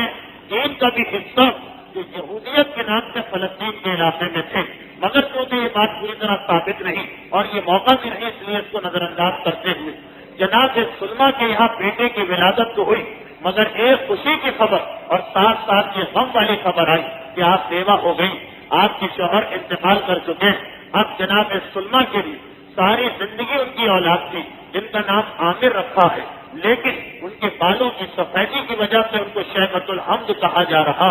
تاریخ یہ بتا رہی کہ جناب سلمہ نے سوچا صرف 7 یا 8 مہینے مکے میں رہی کہ میرا مکے والوں سے کوئی تعلق نہیں، میرا شوہر سے تعلق تھا، وہ انتقال کر چکے ہیں، اب میں اپنے باقی کے پاس رہوں، کیونکہ یہ پہلے شرط رکھ چکی کہ میرا بیٹا میرے ساتھ رہے گا، اس لیے مکے میں خبر بھی نہیں کروائی کہ کیا ہوا۔ وہاں جناب مطلب یہ معلوم ہوا کہ میرے بھائی فلسطین کی جانب گئے، انتقال کر گئے، سارے مکے نے سوگ منایا، سارے مکے میں ماتم ہوا، عورتوں نے بال کھول دیے جناب ہاشم کے انتقال پر، لیکن جناب مطلب کو پتہ نہ چل سکا کہ میرے بھائی کے یہاں بچے کی ولادت ہوئی یا نہیں ہوئی۔ بھائی کے انتقال کے فوراً بعد اتنی بڑی ذمہ داری کاندھوں پر آ گئی، سارے مکے کی دیکھ بھال کرنا، تجارتی قافلوں کو سنبھالنا، کہ ذہن سے یہ بات نکل گئی، توجہ نہ دے سکے اور وہ مکے کا انتظام کر رہے ہیں۔ وہاں 7 سال گزر گئے، یہ چھوٹا سا بچہ 7 سال کا ہو چکا، مگر اتنا طاقتور اور ایسا ماہر تیر انداز کہ مدینے کے بڑے بڑے تیر انداز اس کے سامنے اپنے آپ کو عاجز محسوس کر رہے ہیں۔ 7 سال کی عمر ہوگی اس بچے کہ کوئی شخص مکے کا رہنے والا مدینے گیا، واپس آیا، جناب مطلب کی تلاش سے نکلا، دیکھا کہ خانہ کعبہ کے قریب بیٹھے، کہا کہ آپ یہاں بیٹھے اور آپ کو پتا نہیں کہ مدینے میں آپ کے بھائی کی نشانی موجود۔ جناب مطلب تڑپ اٹھے، یہ تم نے کیا کہا؟ کہا کہ ہاں میں مدینے سے آ رہا ہوں، وہاں میں نے دیکھا کہ بچوں کا ایک گروہ ہے، بچوں کی ایک جماعت ہے، ان کے درمیان ایک بچہ، اور وہ بچہ اتنا ماہر تیر انداز، اتنا ماہر تیر انداز کہ ہتھیلی کے برابر اگر حلقہ تو اس میں سے بھی اپنے تیر کو اس صفائی سے نکالتا کہ وہ حلقہ ہلنے بھی نہیں پاتا، وہ رنگ ہلنے بھی نہیں پاتا۔ میں نے آج تک عرب میں ایسا کوئی بچہ نہیں دیکھا۔ جب میں نے اس سے پوچھا کہ تم کون، تو اس نے جواب دیا کہ میرے باپ کا نام ہاشم، کہ جو مکے کے حاکم تھے، اور 4-5 شعر اور بیان کیے۔ جب جناب مطلب یہ سنتے ہیں تو ایک مرتبہ تڑپ اٹھتے ہیں، فوراً اپنے رشتہ داروں مکے کی حکومت سپرد کی اور تنہا مکے سے مدینے چلے۔ بعض روایتوں میں ہے کہ کچھ غلاموں اور رشتہ داروں کو ساتھ بھی لیا، مکے سے چلے مدینے پہنچے۔ مدینے میں داخل ہو کر یہ چاہتے ہیں کہ اپنے بھائی کی سسرال جائیں، کہ مدینے سے باہر ایک میدان میں تیر انداز بچوں کو دیکھا جو تیروں سے کھیل رہے تھے، اور فوراً اپنے بھتیجے کو پہچان لیا، آگے آئے اور آگے آنے کے بعد اپنا تعارف کرایا کہ تم مجھے نہیں جانتے مگر میں تمہارا چچا ہوں، اور جناب ہاشم کے کچھ حالات بتائے، کہا اب تم میرے ساتھ چلو۔ جناب مطلب یہ خیال تھا کہ اگر یہ اطلاع ان کی ماں کو مل گئی تو شاید وہ نہ جانے دیں، شاید وہ روک دیں۔ اب یہاں تاریخ میں 3-4 روایتیں، ان سب کو بیان کرنے کا موقع نہیں، تو خلاصہ صرف یہ کہ جناب مطلب چاہتے ہیں کہ اپنے بھتیجے کو یہیں سے لے کے چلے جائیں، کہ اتنے میں یہودیوں کے گروہ نے، جو ویسے ہی جناب مطلب کا دشمن ہو رہا تھا اور موقع کی تلاش میں تھا کہ جب کبھی یہ اپنے نانا اور ماموں کے بغیر ملے، کیونکہ جناب عبد المطلب کا واقعہ، یہ جو 7 سال کا بچہ جن کا نام ابھی شیبہ بعد میں عبد المطلب ہوگا، یہ بچہ ہمیشہ ان کے نانا اور ماموں ان کے ساتھ ساتھ رہتے ہیں، کبھی الگ نہیں ہوتے۔ یہودی اس تلاش میں کہ اس بچے کو نقصان پہنچانا ہے بلکہ اسے ختم کرنا، کیونکہ وہ نور جو انہوں نے اپنے میلے میں جناب ہاشم کی پیشانی میں دیکھا تھا وہ اب اس بچے کی پیشانی میں نظر آ رہا ہے، مگر نانا اور ماموں ہر وقت اس کے ساتھ ساتھ رہتے۔ آج پہلا موقع تھا، خدا معلوم کیا بات تھی کہ خاندان میں سے کوئی نہ آ سکا، شاید خاندان والوں جناب عبد المطلب پر اب بھروسہ ہو گیا تھا کہ 7 سال کا بچہ مگر اتنا بہادر اور طاقتور کہ ہر دشمن سے اپنے آپ کو بچا سکتا۔ یہ تو ان کے ذہن میں بھی نہیں ہوگا کہ یہودی اپنی فوج لے کے حملہ کرنے آئیں گے، ان کے ذہن میں یہی ہوگا کہ کہیں بچوں میں جھگڑا نہ ہو جائے، کہیں کسی کا باپ نہ آ جائے، کبھی جھگڑے میں 2-4 آدمی ہیں تو اتنا ان کو بھروسہ ہوگا کہ اب ہمارا نواسا، اب ہمارا بھانجا 2-4 آدمیوں کا مقابلہ کر سکتا، اس لیے اکیلا بھیج دیا ہوگا۔ چنانچہ اس موقع پر 2 آدمی پہنچ گئے، پہلے تو مکے سے جناب مطلب پہنچ گئے، نہ نانا تھے ساتھ میں نہ ماموں تھے، فقط بھتیجے کو دیکھا۔ ان کو یہ معلوم نہیں تھا کہ ہمیشہ یہ ساتھ ہوتے ہیں، انہوں نے سوچا کہ موقع اچھا، ان کو ساتھ لے جانا چاہیے۔ یہ کہہ کے اپنے بھتیجے سے بات کی۔ جناب عبد المطلب کہہ رہے کہ اگر میں بغیر بتائے چلا گیا تو میری ماں کے دل پہ کیا گزرے گی۔ جناب مطلب نے کہا تم خاندان ہاشم سے پوچھیں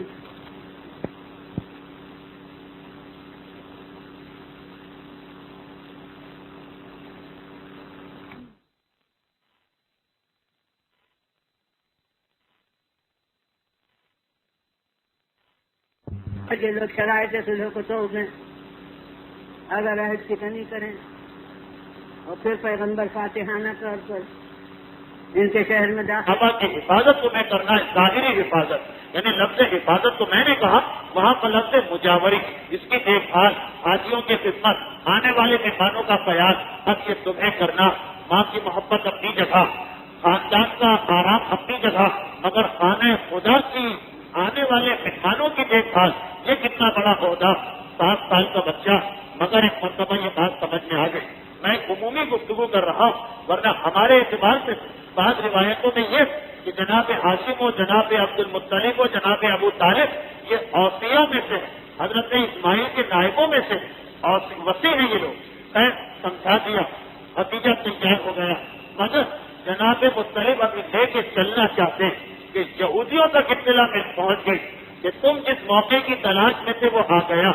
آج ان کے ساتھ نہ نانا نہ ماموں ہے نہ خاندان کا کوئی بزرگ، فقط 6-7 سال کے چھوٹے چھوٹے بچے ہیں۔ یہودی فوراً اپنا لشکر لے کے آئے اور بہت بڑا لشکر تھا، اس لیے کہ شادی کے موقع پر دیکھ چکے تھے آج سے 8 سال پہلے کہ 2 آدمیوں نے 400 یہودیوں کو بھگا دیا، تو اب ہزاروں کی تعداد میں لشکر آیا، یہاں آ کے دیکھا کہ ایک اجنبی شخص اس لڑکے کو اپنے اونٹ پر بٹھا کے لے جا رہا،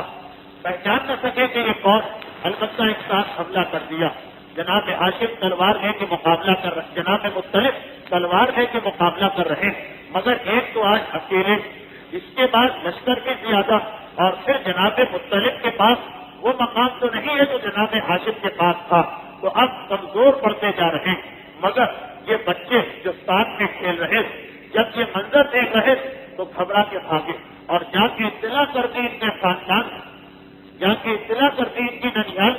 کہ اس طریقے سے یہودیوں نے حملہ کیا، ان کے نانا جناب عبد المطلب کے نانا فوراً اپنا لشکر لے کے آئے، نانا اور ماموں ان کے مدینے کے مانے ہوئے بہادر تھے، اتنا بڑا لشکر آیا، اب ماں بے چین بے قرار وہ بھی ساتھ ساتھ آئے، اپنے اونٹ پہ بیٹھ کے ایک مرتبہ حق کو مدد آ گئی تو جناب مطلب نے سارے لشکر کو بھگا دیا، یہودیوں کو فرار اختیار کرنا پڑا، مگر ایک مرتبہ سب نے پہچان لیا کہ یہ تو ہاشم کے چھوٹے بھائی، کہا کہ ہمارے ساتھ چلنا ہوگا، جناب سلمان خود اپنے دیور سے کہا کہ آپ ہمارے مہمان بنیں گے، ایک مرتبہ لے کے آئے، قبیلے میں رکھا، سوال کیا آپ آئے تھے واپس بھی جا رہے، ہمیں اطلاع بھی نہیں دی، آخر کیوں؟ بتایا کہ خانہ خدا کی مجاورت، اس کی دیکھ بھال ہماری ذمہ داری، میں اپنے بھتیجے کو لینے کے لیے آیا، جناب سلمہ کہاں پوچھی، میں نے پہلے ہی یہ شرط رکھی کہ بیٹا مجھ سے جدا نہیں کیا جائے گا، تمہارے بھائی نے وعدہ کیا، جناب مطلب کہتے ہیں کہ ہاں یہ ٹھیک، مگر دیکھیے آپ ماں، اب اس طرح سمجھایا جس طرح ماں کو سمجھاتے ہیں، آپ ماں اور آپ کے دل میں کہ اگر یہ یہاں رہا تو وہ عزت نہیں ملے گی جو مکے میں جانے سے ملے گی، سردار بنیں گے قبیلے کے، جناب ہاشم کی جگہ بیٹھے، خانہ خدا کے مہمانوں کی دیکھ بھال کریں، کتنا بڑا عہدہ ملے گا، آخر ماں راضی ہو گئی، اور جناب عبد المطلب اپنے چچا مطلب کے ساتھ مکے کی جانب آئے۔ اب ذہن میں رکھیے کہ ابھی تک اس کا نام ہے شیبۃ الحم، عبد المطلب نام نہیں، ادھر جناب مطلب دیکھ چکے کہ یہودیوں نے یہ دوسری مرتبہ شکست کھائی، جناب ہاشم پہ حملہ کیا اور ناکام ہو گئے، ان کے بیٹے پہ حملہ کیا اور ناکام ہو گئے، اب یقیناً وہ موقع کی تلاش میں ہوں گے، یقیناً وہ تیسرا حملہ کرنا چاہیں گے، انہیں تلاش ہوگی چاروں طرف، وہ شیبۃ الحمد نام کا لڑکا کہاں گیا جو مدینے میں ہمارے ہاتھ سے بچ کے نکل آیا۔ اب جناب مطلب کے ذہن ایک ترکیب سوچی کہ اپنے بھتیجے یہودیوں سے بچانے کے لیے، لیکن اس کے لیے یہ بات آپ کے ذہن میں ہونا چاہیے کہ مدینہ اور مکہ آج تقریباً 400-450 کلومیٹر کا فاصلہ اور 6 گھنٹے کا سفر، مگر آج سے تقریباً 1600 سال یا 1500 سال پہلے مدینہ اور مکہ اتنے دور سمجھے جاتے جیسے 2 الگ دنیا ہیں، یعنی مدینے کے اندر جو جناب عبد المطلب کو بچپنے میں دیکھ چکے وہ صرف نام ان کو یاد تھا شیبۃ الحم، اب مطلب چچا نے سوچا کہ اسی طریقے سے اپنے بھتیجے کے نام کو بدل دو، نام بدل جائے گا، یہودی شیبۃ الحمد نام کے لڑکے کو تلاش کریں گے، سارا مدینہ تو تلاش میں نکلے گا نہیں، وہ اپنے غلاموں کو بھیجیں گے، وہ اپنے جاسوسوں کو بھیجیں گے، نام بتائیں گے تو نام اس کا بدل دو، اب اپنے بھتیجے کو لے کے آ رہے ہیں، مکے کے اندر داخل جیسے ہی قدم رکھا جو راستے میں مل رہا مبارک کو آپ آ گئے کیونکہ سردار ہے مکے مبارک کو آپ آ گئے یہ آپ کے ساتھ کون کہا کہ یہ میرا غلام اب ہر جگہ ہر آدمی کو بتا رہے ہیں کہ یہ میرا غلام عربی میں غلام کو کہتے ہیں اب تو اب مطلب کے غلام یعنی عبد المطلب کہا کہ یہ میرا غلام چنانچہ ہر مکے والا اپنے گھر جب جا رہا بادشاہ واپس آئے سردار واپس آئے تو سب گھر میں جا کے خبر دیتے کہا گھر والوں آپ کو معلوم ہے ہمارے سردار مطلب آ گئے ان کے ساتھ عبد المطلب بھی ہیں یعنی ان کے غلام بھی اب یہ نام اتنا مشہور ہوا 24 گھنٹے کے اندر کہ بعد میں جب لوگوں کو پتہ بھی چلا مکے والوں کو کہ نہیں یہ تو ان کے بھتیجے ہاشم کے بیٹے ہاشم سے محبت کرنے والے ان کی اولاد کو دیکھنے کے لیے دوڑ کے آئے مگر زبان کا نام عبد المطلب چڑھ گیا یہ عبد المطلب سے تاریخ کہتی ہے کہ جناب مطلب کا کچھ عرصے کے بعد انتقال ہو گیا عبد المطلب ابھی یہ ساری تفصیل اس لیے آ رہی کہ یہودیوں کی دشمنی کو دیکھیں خاندان بنو امیہ کی دشمنی کو دیکھیں یہ ابتدا سے کس طرح شروع ہو رہی ابھی تک آپ نے دیکھا یہودی کتنے دشمن اب ایک اور مختصر کی بات پھر آج کی گفتگو ختم اب تاریخ بتا رہی کہ کچھ عرصے کے بعد چچا کا انتقال ہو گیا اور عبد المطلب اس وقت بہت چھوٹے ابھی جوانی کی منزل میں بھی داخل نہیں 12-14 سال کی عمر ہوگی سب سے پہلا وہاں خاندان ہی میں سے ایک آدمی نے کیا یہ کون ہے یہ اس کے چچا جناب نوفل وہ چچا جن کا اپنا الگ گروپ تھا عبد الشمس کے ساتھ یہ دو بھائی ایک طرف سے عبد الشمس اور نوفل عبد الشمس کا تو انتقال ہو گیا ان کے بعد ان کے بیٹے امیہ بھی زندہ جن کی اولاد بنو امیہ کہلائی اب وہ اور چچا ان کے چچا نوفل دونوں چچا بھتیجے سے ایک اتحاد ہو گیا مگر ایک امیہ سے ایک ایسی غلطی ہو گئی جس کی وجہ سے مکے والوں نے 10 سال کے لیے ان کو مکے سے نکال دیا تو نوفل اکیلے رہ گئے ہیں خاندان کے بزرگوں جیسے ہی سنا کہ میرا جو بھتیجا ہے عبد المطلب اب مطلب کا انتقال ہو گیا یہ بے سہارا رہ گیا وہ آئے اور آنے کے بعد ان کے ایک کنویں پر قبضہ کر دیا عرب میں کنواں سب سے قیمتی چیز سارا زندگی کا دار و مدار پانی کا دار و مدار کنویں پر ایک کنویں پہ قبضہ کر لی زمزم تو ابھی موجود ہی نہیں چھوٹے چھوٹے کنووں سے لوگ اپنا کام چلا رہے ہیں یہ کنویں بھی ایسے ہوتے کہ زمین میں گھاس کھودا گیا بارش کا پانی اس میں جمع کیا گیا سارا سال یا اگلی بارش تک اس سے کام چلایا گیا اب ایک مرتبہ کنواں ہاتھ سے نکل گیا یہ بڑا نقصان اب عبد المطلب حیران و پریشان ابھی 14-15 سال کی عمر خاندان ہی کے فرد نے کیونکہ قبضہ کیا اس لیے کسی اور سے مدد بھی نہیں مانگ سکتے لوگ کہیں گے تمہارے خاندان کا مسئلہ اور کچھ سمجھ میں نہ آیا فوراً مدینے اپنے ماموں کو خط لکھا کہ میرے اوپر یہ ظلم ہوا میری مدد کے لیے آئیے اس وقت تک ان کے نانا انتقال کر چکے ماموں نے سنا بے چین ہو گئے طلب اٹھے فوراً 80 سواروں کا لشکر ہے سیدھے مکے میں داخل ہوئے عبد المطلب کے گھر پہنچے عبد المطلب نے ماموں کا استقبال کیا آئیے اتریے آرام کیجیے آپ میرے مہمان کہا کہ ہرگز نہیں وہ کون ہے کہ جس نے میرے بھانجے کو نقصان پہنچایا جب تک کہ اسے بدلہ نہیں لوں گا اس وقت تک نہ تمہارا مہمان بنوں گا نہ تمہارے یہاں آرام کروں گا کہا کہ وہ میرے چچا اور اس وقت وہ خانہ کعبہ میں ہجر اسماعیل کے قریب بیٹھے جناب عبد المطلب کے ماموں اسے غصے کی حالت میں تلوار لے کر 80 آدمیوں سمیت اونٹوں پر بیٹھ کر چلے خانہ کعبہ کے شہر میں اونٹوں کو روکا گیا اور بکھرا ہوا لشکر نوفل کے قریب گیا کہا مجھے پہچانتے ہو میں اس کا ماموں میں نے سنا ہے کہ تم نے اس کے کنویں سے قبضہ کیا نوفل نے منظر دیکھا گھبرا گئے پریشان ہو گئے اور کچھ تو نہ کر سکے ہاتھوں کو جوڑ کے معافی مانگی اور کہا کہ میں نے ان کی امانت ان کو واپس کی مگر اس کے نتیجے میں اس وقت بات ختم ہو گئی ماموں پلٹ کے بھاگے کے یہاں آئے مہمان بنے نوفل پریشان ہو گئے کہ اب عبد المطلب اتنا طاقتور ہو گیا کہ اس کی مدد کے لیے مدینے سے لشکر آنے لگے اس طرح تو ہمارے لیے زندگی گزارنا مشکل ہوگا وہ فوراً پلٹ کے آئے اور خاندان بنو امیہ کے جو لوگ تھے امیہ تو 10 سال کے لیے باہر اور جو لوگ تھے ان سے کہا کہ اب ہم لوگ ایک معاہدہ کریں آپس میں ایک پیکٹ کریں آپس میں یہ عہد کریں کہ ایک دوسرے کی مدد کریں گے عبد المطلب کے خلاف دو بھائیوں نے باقاعدہ ایک معاہدہ کیا کہ آئندہ ہم دونوں ہر مقام کے ساتھ رہیں گے چنانچہ بدر و احد و خندق تک کے میدانوں میں جب کبھی خاندان بنو امیہ آیا تو نوفل کا خاندان بھی ان کے ساتھ تھا اس کے اندر بھی کچھ مشہور شخصیتیں یہ میں تفصیل اس لیے بتا رہا ہوں کہ بدر و احد میں قصے آپ بار بار سنیں. اچھا اب ادھر جناب عبد المطلب کو یہ پتا چلا کہ میرے چچا نے دوسرے چچا کے اولاد سے مل کر باقاعدہ معاہدہ کر دیا. بہت طاقتور ہو گئے. معاہدہ ایک ایسی چیز ہے کہ عرب میں اس کا بڑا احترام تھا. خانہ کعبہ کا پردہ پکڑ کے عہد کیا جاتا. پہلے خاندانی بات تھی, اب مذہبی بات کی ہو گئی. اب جناب عبد المطلب نے سوچا کہ میں کیا کروں. مدینہ بہت دور, ٹھیک ہے ننیال سے مدد آ سکتی, مگر بار بار وہاں سے مدد لینا,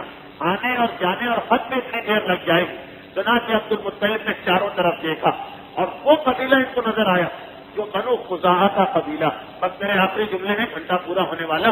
بنو خزاعہ کا قبیلہ, آپ کو یاد ہوگا اگر تقریب کی ابتدائی باتیں ذہن میں کہ بنو خزاعہ وہ قبیلہ جنہوں نے حضرت اسماعیل کی اولاد سے مکے کی حکومت کو چھینا اور بعد میں انہیں عبد المطلب کے پردادا قصی نے دوبارہ حکومت کو لے لیا. بنو خزاعہ کا قبیلہ ایک طاقتور قبیلہ, ایک زمانے میں حکمران رہ چکا, کوئی معمولی قبیلہ نہیں. جناب عبد المطلب نے سوچا کہ جتنے قبیلے ان میں ہمارے لیول کا, ہمارے معیار سے یہی قبیلہ. عرب میں یہ بھی بڑا خیال رکھا جاتا کہ اپنے سے نیچے قبیلے سے تم نے دوستی کی تو سب تانا دیتے. یہ قبیلہ ایسا کہ یہ بھی ایک زمانے میں حاکم رہ چکا ہے, ہم بھی حاکم, برابر کا معاملہ. بنو خزاعہ کی جانب دوستی کا ہاتھ بڑھایا. یہ جناب عبد المطلب کی سیاست اور دور اندیشی اور ذہانت ایک مرتبہ بنو خزاعہ نے فوراً معاہدہ کر لیا. عبد المطلب اور ان کا معاہدہ ہوا, یہ مکے میں ایک بڑی طاقت بن گئے. تاریخ کہتی کہ جناب عبد المطلب جب ان کا انتقال ہو رہا تھا, حضرت ابو طالب کو بلا کر وصیت کی کہ میرے بعد تم مکے کے حاکم, مگر یہ جو میں نے معاہدہ کیا ہے اس کا احترام تم کرنا. یہ میرا کیا ہوا معاہدہ, اور اس معاہدے کا اتنا احترام تھا کہ جب پیغمبر اسلام نے اعلان رسالت کیا تو سارا عرب پیغمبر کے خلاف تھا. وقت دو قبیلے ساتھ تھے, ایک تو اپنا قبیلہ بنو ہاشم کا ابو لہب کو چھوڑ کر, اور دوسرا بنو خزاعہ کا قبیلہ. یعنی جناب عبد المطلب کا وہ قدم پیغمبر اسلام کے کام آیا. اسلام کی مدد میں جناب عبد المطلب کی ذہانت اور دور اندیشی کو بھی تعلق ہے کہ بنو خزاعہ نے اس معاہدے کی وجہ سے کہ ہم نے عبد المطلب سے وعدہ کیا تھا کہ ہر سکھ میں ان کا ساتھ دیں گے, اب اگر ان کے پوتے پہ وقت پڑا سارا مکہ ہمارا دشمن, ہم ان کا ساتھ دیں گے. ہر مقام پر یہ قبیلہ اسلام اور مسلمانوں کی مدد کرتا رہا. اور ایک آخری بات ہے کہ آج کی حد سے گفتگو ختم کروں کہ عبد المطلب کا یہ معاہدہ اسلام میں اتنا اہم بنا کہ بعد میں جب پیغمبر نے مکہ فتح کیا 360 بت گرائے گئے, مولا کائنات نے کچھ شکنی کی, اس سارے واقعے میں اس معاہدے کا بہت دخل, کیونکہ پیغمبر اسلام نے مکے میں کیوں حملہ کیا. یہ تفصیل بات میں آئے گی لیکن بہت مختصر کہ جب تک رسول مکے میں رہے یہ قبیلہ بنو خزاعہ رسول کی مدد کرتا. جب پیغمبر اسلام مدینے میں چلے گئے تو 6 یا 7 سال کے بعد, پہلے تو مکے کے کافر مدینے پہ حملہ کرتے رہے, بدر ہے, احد ہے, خندق ہے, لیکن جب ہار گئے کہ ہم مسلمانوں سے نہیں لڑ سکتے تو کہا کہ مسلمانوں کے دوست کو مارو. بنو خزاعہ پر حملہ کر دیا, ان کو قتل کیا. پیغمبر اسلام کو اطلاع ملی کہ جو ہمارا وفادار قبیلہ, میرے دادا کا جو عہد ہے, پیغمبر اسلام کو اطلاع ملی, لشکر اسلامی کو جمع کیا. بنو خزاعہ کے خون کا انتقام لینے ہم کو جانا ہے مکے میں, اور پھر مکہ فتح ہوا. تو حضرت عبد المطلب کا آج کا یہ معاہدہ کہاں تک اسلام میں کام آ رہا. اب یہ ساری ڈیٹیل مجھے اسی لیے بیان کرنا پڑ رہی کہ بظاہر آج کی گفتگو کسی سے بھی آپ پوچھیں کہیں گے کہ حضرت عبد المطلب کے بارے میں آج پڑھا گیا, مگر نہیں, یہ سب اسلام کے واقعات کہ ادھر خاندان اور بنو امیہ نے اپنی ایک جماعت بنائی, ادھر حضرت عبد المطلب نے اپنی ایک جماعت بنائی. تاریخ کہہ رہی کہ یہودی تلاش کر رہے ہیں شیبۃ الحق کو, مگر انہیں اس نام کا کوئی آدمی نہیں مل رہا. اور جب آخر میں مکے میں آئے تو اس وقت یہ نور حضرت عبد المطلب کی پیشانی سے حضرت عبداللہ کی پیشانی میں منتقل ہو چکا تھا. اور عین اسی وقت وہ واقعہ پیش آیا کہ حضرت عبد المطلب کو اپنی ایک پرانی منت پوری کرنا پڑی اور اپنے بیٹے کے گلے میں چھری رکھنا پڑی. عبد المطلب حضرت عبداللہ کے گلے پر چھری رکھی اور یہودیوں نے سمجھا کہ ہماری سازش کامیاب ہو گئی, اور ایک عجیب طریقے سے حضرت عبداللہ کو شہید کرنے کا منصوبہ بنا دیا گیا. مگر آج وقت زیادہ ہونے کی وجہ سے گفتگو کا یہ حصہ آئندہ آئے گا. میں پھر یاد دلا دوں کہ اب پیغمبر اسلام کے حالات سے پہلے یہ 2 چیزیں بار بار میں آپ کے سامنے پیش کروں گا کہ پیغمبر اسلام سے پہلے ہی اس خاندان کے کتنے دشمن بن چکے تھے، ان کی دشمنی کتنی نسلوں پرانی تھی، کن کن واقعات نے ان کی دشمنی کو بڑھایا تاکہ بعد کے حالات سمجھنا آپ کے لیے آسان رہے۔ تو اب یہودیوں کی سازش پورے عروج پر ہے۔ عبد المطلب مدینے سے آ گئے حضرت مطلب کی عقل مندی اور ذہانت کی وجہ سے، اور جب ان کو پتہ چلا کہ وہ لڑکا جس کی ہم تلاش میں ہے وہ کون ہے، تو اس وقت حضرت عبد المطلب ان کے لیے بے فائدہ ہو چکے تھے، کیونکہ عبد المطلب سے دشمنی نہیں ہے، نور رسالت سے دشمنی۔ اب ان کی ساری سازش حضرت عبداللہ کے بارے میں، اور دو بہت سی اہم واقعات کی تاریخ اسلام کہ کس طرح حضرت عبداللہ کو نقصان پہنچانا چاہا۔ انشاءاللہ آئندہ گفتگو میں یہ چیز آپ کے سامنے آئے گی، مگر ضمنی طور پر میں ایک بات بیان کر دوں۔ مجلس ہے، اس اعتبار سے کچھ مسائل بھی ضروری اور درد ایسا ہے کہ کچھ مسائل بھی ضروری، بس آپ حضرات سے اتنی گزارش ہے کہ جہاں اتنا تعاون کیا 15-20 منٹ آپ کو اور تعاون کرنا پڑے گا، اس اعتبار سے کہ اب ہماری گفتگو اسی پس منظر میں ہو رہی کہ یہودی اسلام کے خلاف سازشیں اسلام سے پہلے سے شروع ہو چکی اور بڑے عجیب طریقے سے، لیکن اتنے بدتر دشمن اسلام ہونے کے بعد اگر امام معصوم کسی مومن سے کہہ دیں کہ میرے خیال میں تم یہودی، یا پیغمبر اسلام کسی مومن سے کہہ دیں کہ قیامت کے میدان میں تم میرا کلمہ پڑھنے کے باوجود میرے ساتھ نہیں آؤ گے، یہودیوں کے ساتھ آؤ گے، تو بتائیے وہ مومن رسول و ایمان کی نگاہ کتنا بدترین مومن ہے کہ یہودیوں کے ساتھ اس کو شامل کر دیا۔ ایسا کون سا مومن؟ حدیثیں تو بہت ساری ہیں لیکن مستند ترین اور معتبر ترین حدیث، تھوڑا وقت مجھے لینا ہے آپ کا، کم سے کم 15 منٹ کا، مستند ترین اور معتبر ترین حدیث جس کے اوپر یہ امام معصوم کی حدیث ہے، جس کے اوپر حج واجب ہو گیا اور وہ حج پہ نہ جائے، تو جب وہ مرے گا، جب وہ یہودی مرے گا یا عیسائی مرے گا، مومن ہے، کلمہ پڑھ رہا، رسول و امام کو مان رہا، مسجد و امام باڑے میں آ رہا، مگر وقت موت وہ یہودی ہے، عیسائی ہے، ایمان سے اس کا کوئی تعلق نہیں۔ اللہ کے رسول کا فرمان جس پر حج واجب ہو گیا اور وہ نہیں گیا، قیامت کے میدان میں جب اسے قبر سے اٹھایا جائے گا تو وہ میرے ساتھ نہیں کھڑا ہوگا، یہودیوں کے درمیان کھڑا ہوگا۔ راوی امام سے آئے قرآن کی تفسیر پوچھ رہا ہے، مولا یہ جو قرآن میں آیا ہے کہ من آما فی دنیا فہوا فی الآخرۃ آما، جو دنیا میں اندھا ہے وہ آخرت میں بھی اندھا ہوگا، یہ کون لوگ ہیں جو دنیا میں اندھے ہیں؟ امام معصوم نے کہا یہ وہ لوگ ہیں جنہیں خدا بلا رہا ہے کہ آ کر میرے گھر کی زیارت کرو، اور یہ اپنی آنکھوں کو بند کر کے بیٹھ گئے، یعنی حج واجب ہو گیا اور نہیں گئے، یہ دنیا کے اندھے ہیں۔ آخرت میں خدا ان کو اندھا کرے گا کہ جنت کے دروازے پر پہنچیں گے، جنت سامنے، مگر اندھے ہو جائیں گے اور جنت کے راستے پہ جانے کے بجائے جہنم کے راستے پہ چلے جائیں گے۔ کہ دنیا میں ہو خدا کے گھر سے اپنی آنکھوں کو بند کیا تو قیامت کے میدان جنت و جہنم کے راستے صاف نہ تھا، وہاں تک پہنچا کے کہ جہاں جنت سامنے خدا ان کو ایسا اندھا کرے گا کہ ان کے قدم غلط راستے پہ جائیں گے۔ اتنا اہم فریضہ ہے حج کا فریضہ، مگر یہ دیکھا گیا کہ ہمارے ماحول اور معاشرے میں بہت سے لوگ غلط فہمی کی وجہ سے حج پہ نہیں جاتے۔ جس کو گناہ کرنا ہی ہے اس کی بات تو دوسری، تو رسول بھی آ کر کہتے ہیں تو وہ حج پہ نہیں جائے گا، مگر بہت سے ایسے لوگ ہیں جو غلط فہمی کی وجہ سے اپنے آپ کو یہودی اور عیسائیوں میں شامل کر رہے ہیں۔ غلط فہمی کن معنوں میں کہ وہ یہ سمجھتے ہیں کہ ہم پر حج واجب ہی نہیں، جبکہ شریعت کے اعتبار سے ان پر حج واجب ہے۔ اس لیے کہ حج واجب ہونے کے لیے 3 بنیادی شرطیں، یہ مجھے گفتگو اس لیے کرنا پڑے کہ یہی وہ تاریخیں جب جن پر حج واجب ہے وہ حج کا ارادہ کریں، ورنہ اگر بعد میں سوچ جائے تاریخیں ختم ہو گئی تو وہ گناہ گار ہوں گے۔ 3 بنیادی شرطیں ہیں جس سے کسی پر حج واجب ہوتا ہے۔ پہلا یہ کہ اس کے پاس اتنے پیسے ہوں کہ وہ جا سکتا ہو اور حج کا خرچہ برداشت کر سکتا ہو۔ نمبر 2 یہ کہ اس کے پاس اتنی جسمانی طاقت ہو کہ وہ جا سکتا ہو اور حج کی زحمتوں کو برداشت کر سکتا ہو۔ نمبر 3 یہ کہ راستہ کھلا اور محفوظ ہو۔ محفوظ کا مقصد یہ کہ عزت کا، آبرو کا، چوری کا، ڈاکے کا، قتل کا خوف نہ ہو۔ اور راستہ کھلا ہو اس کا مطلب یہ کہ کوئی پابندی نہ ہو. اب جیسے ایک آدمی کے پاس پیسے اس نے درخواست دے دی, اپنی طرف سے پورا کام کیا, حکومت کی قرآن اندازی میں اس کا نام نہیں آیا, اس کو منع کیا کہ آپ حج میں نہیں جا سکتے, یہ گناہ کام نہیں, کیونکہ اس کے لیے راستہ کھلا نہیں ہے بلکہ راستہ بند ہو گیا. تو راستہ کھلا ہو کا مقصد یہ کہ حکومت کے قانون وغیرہ کی وجہ سے کوئی رکاوٹ نہ ہو, اور جسمانی اتنی طاقت ہو کہ حج کی ضرورتیں برداشت ہو جائیں, مالی اعتبار سے اتنی طاقت ہو کہ حج کا واجب خرچہ انسان برداشت کر. البتہ موجودہ مراحل میں سے بھی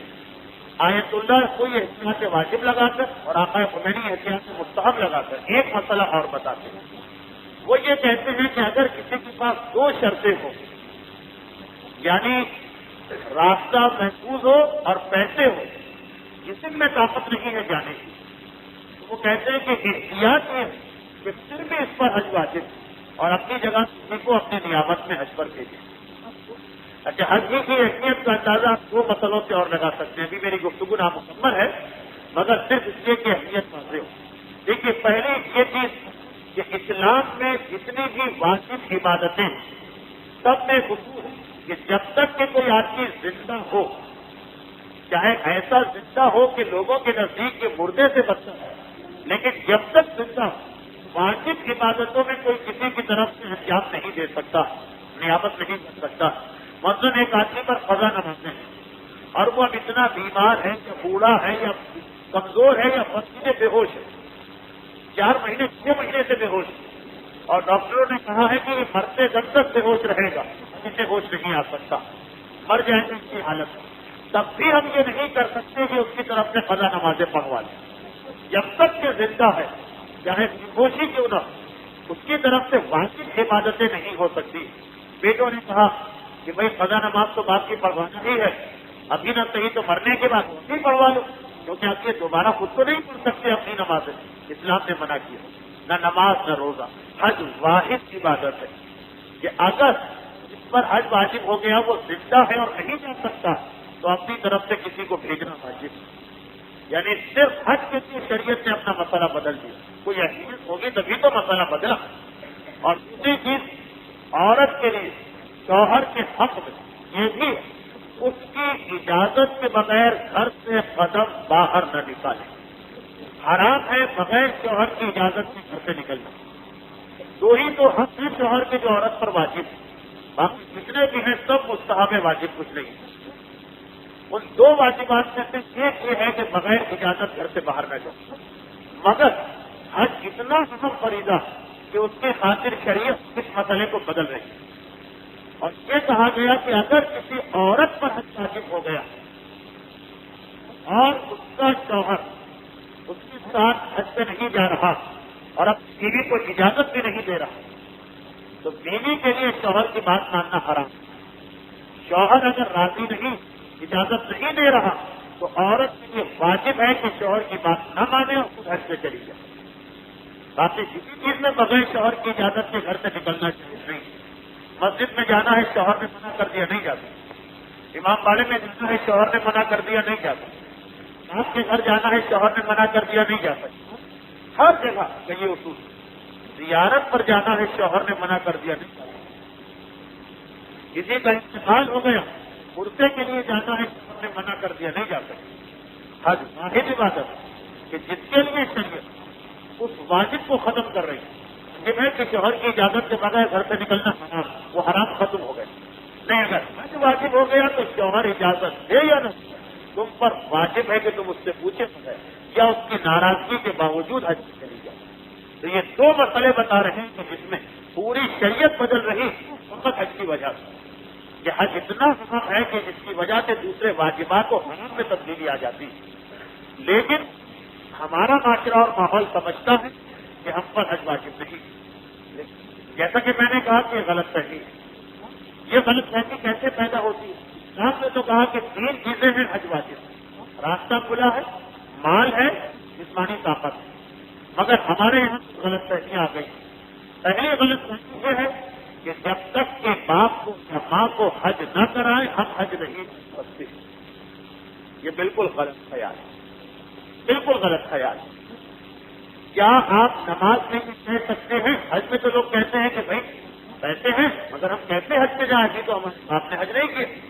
کیا آپ نماز میں کہہ سکتے ہیں کہ میں اس وقت تک نماز نہیں پڑھوں گا جب تک کہ میرا باپ نماز نہ پڑھے؟ یہ کہہ سکتے کہ میرے باپ نے بھی نماز نہیں پڑھی تو میں کیسے نماز پڑھوں؟ نہیں کہہ سکتے آپ. میرے باپ نے کبھی روزہ نہیں رکھا میں کیسے روزہ رکھوں؟ نہیں کہہ سکتے آپ. عورت نہیں کہہ سکتے کہ ماں نے کبھی پردہ نہیں کیا میں کیوں پردہ کروں؟ باپ نے کبھی داڑھی نہیں رکھی تو میں کیوں داڑھی رکھوں؟ یہ سب حرام گناہ. یہی حج کا مسئلہ کہ اگر باپ یا ماں نے حج نہیں کیا ہے تو اس کی وجہ سے اولاد پر حج معاف نہیں ہوتا، بلکہ بیٹے کے لیے واجب ہے کہ حج پہ جائے. باپ اور ماں کو حج کرانا اولاد کی ذمہ داری نہیں. کچھ قسمت ہے وہ اولاد جو اتنی صاحب حیثیت ہے کہ اپنے والدین کو حج کرا رہے ہیں مگر اپنا حج چھوڑ کر نہیں. اللہ نے حیثیت دی ہے تو خود بھی جائیے، والدین کو بھی لے کے جائیے. اس سے بڑی نیکی کیا، اس سے بڑی سعادت کیا، اس سے آسانی سے جنت کیسے مل سکتی؟ مگر اگر اتنی حیثیت نہیں، پیسے اتنے ہیں کہ ایک آدمی کو بھیج سکتے ہیں حج، خود چلے جائیں یا باپ کو بھیج، تو اب خود حج پہ جانا واجب ہے، باپ کو بھیجنا صحیح نہیں. بلکہ اگر پیسے اس وقت ہیں، اسی سال ہے جس سال حج کرنا، تو حرام ہے کہ آپ اپنا پیسہ اٹھا کر باپ کو دے دیں. یعنی جس کے پاس خود حج کے برابر پیسے آ گئے اس کے لیے یہ پیسے کسی اور کو دینا جائز نہیں. خود جا کے حج کرو، پھر آئندہ سال باپ کو بھیج دو یا اپنے ساتھ لے کے جاؤ، مگر اپنے حج کے بغیر کسی اور کو حج نہیں کروایا جا سکتا اگر خود کے حج واجب. یہی مسئلہ بیوی کا. بعض لوگ ایسے بھی نہیں کہتے ہیں کہ پیسے ہیں حج کے مگر ابھی 2 آدمیوں کے پیسے نہیں، اکیلے کیسے جائیں بیوی کے بغیر. مگر یاد رکھیں کہ اگر اپنا خرچہ حج کا خرچہ آ گئے تو خود جانا واجب ہے. بیوی ناراض ہوتی ہے تو ناراض ہو جائے. جب شریعت میں اس کے الٹ مسئلہ بتا دیا گیا کہ اگر بیوی پر پیسے بیوی کے پاس حج کے لیے تو وہ یہ نہیں کر سکتی میں کہاں جاؤں گی دھکے کھانے، اپنے شوہر سے کہے پیسے سن لو اور چلے جاؤ. یہ نہیں کر سکتی بیوی خود، یہ پیسے شوہر کو نہیں دے سکتی خود. تو نہ شوہر کے لیے بیوی کو حج کرانا واجب ہے، بیوی کے لیے شوہر، نہ اولاد کے لیے والدین کو، نہ والدین کے لیے اولاد. سب کا مسئلہ الگ الگ. جس کے پاس پیسے ہیں اس پر حج واجب ہے وہ جائے. اگر حیثیت ہے دوسرے کو لے جائے، حیثیت نہیں ہے تو اپنا پیسہ کسی کو نہیں دے سکتا. یہ کسی غلط ہے. اور دوسرا اور آخری مسئلہ، کچھ مسئلے رہ گئے وہ انشاءاللہ میں آئندہ بتا دوں. حج کی تاریخیں قریب آنے کی مناسبت سے مسئلے بتانا پڑ رہے ہیں. دوسرا مسئلہ یہ کہ ایک یہ بات بہت مشہور ہے کہ ہم پر فرضوں کی کو ہم حج سے کیسے کریں. یہ مسئلہ اصل میں کچھ اور تھا، بنا کچھ اور دیا گیا. ہم پر فرضہ ہے، ہم حج پر کیسے جائیں. دیکھیے اسلام حقوق الناس کی اہمیت زیادہ رکھتی ہے حج سے، اس میں کوئی شک نہیں. پر جب وہ شرط واجب ہوتا فرضہ ایک آپ کی ذمہ داری. اگر آپ نے کسی سے قرضہ لیا اور پھر آپ کے پاس 27,000 یا 30,000 یا 25,000 آ گئے حج کے خرچے، اب کیا کریں؟ قرضہ دیں یا حج کریں؟ اگر وہ قرضہ ہے اس کے دینے کی یہ تاریخ آ چکی، وہ قرضہ ہے کہ جس کا دینا واجب ہے، تب تو ٹھیک ہے آپ قرضہ دے دیجیے، حج. مطلب یہ طے پایا تھا کہ جنوری میں تمہارا قرضہ واپس کر دیں گے. جس سے قرضہ لیا طے پایا تھا کہ جنوری میں واپس کریں گے، جنوری آ گئی، اب ٹھیک ہے اب واجب ہے قرضہ واپس کرنا کیونکہ آپ کا ایگریمنٹ تھا، معاہدہ تھا، آپ کی زبان تھی، اس کو دے دیجیے. پھر اگر پیسے نہیں بچتے تو حج معاف. قرضہ لیا تھا اس طریقے سے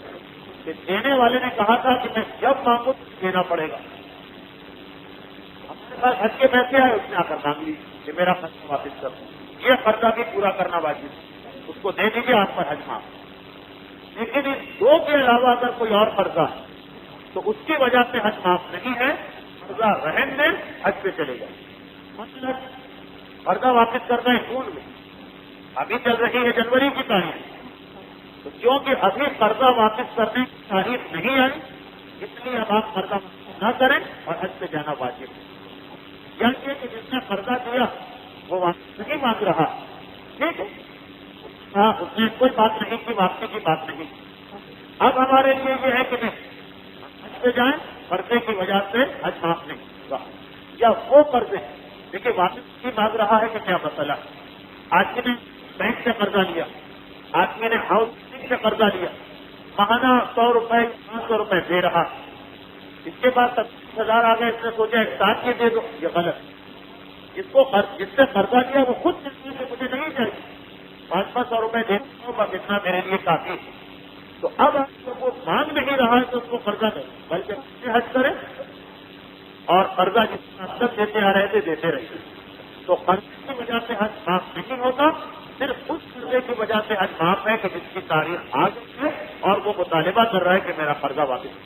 باقی جتنے قرضے ہیں اس سے حج نہیں ہوگا, قرضہ اپنی جگہ پر اور حج اپنی جگہ پر. یہ تو 2 مسئلے ہوئے. اس کے اندر دوسرا مسئلہ اور آتا ہے, مگر وقت کی کمی کی وجہ سے حج کے باقی مسائل آئندہ پیر کو میں بیان کروں گا, کیونکہ 13 جنوری ہوگی اور جو کہ 20 جنوری تک ہے. اتنا وقت ہے کہ اگر فہمی ہے کسی کے ذہن میں تو غلط فہمی دور ہو جائے. اب شریعت کہہ رہی ہے کہ تم نے کسی سے قرضہ لیا اور وہ واپس نہیں مانگ رہا تو تمہارے لیے اس کا قرضہ دینا واجب نہیں, حج واجب. اور بات بھی صحیح, کیونکہ مہاراج ایک قرضہ ہم پر ایک قرضہ ہم پر پروردگار اور چہاتا معصومین کا ہے. انسانوں کے قرضے کی تاریخ نہیں آئی, پروردگار عالم قرضے کی واپسی کی تاریخ آ گئی. مکے میں بلایا جا رہا, مدینے میں بلایا جا رہا, زیارت معصومین حاصل ہو رہی, خانہ کی زیارت ہو رہی. اتنی بڑی سعادت کی اور اب تھوڑے سے دنیاوی پیسے کے ساتھ کو چھوڑ, اس سے بڑی غلطی, اس سے بڑا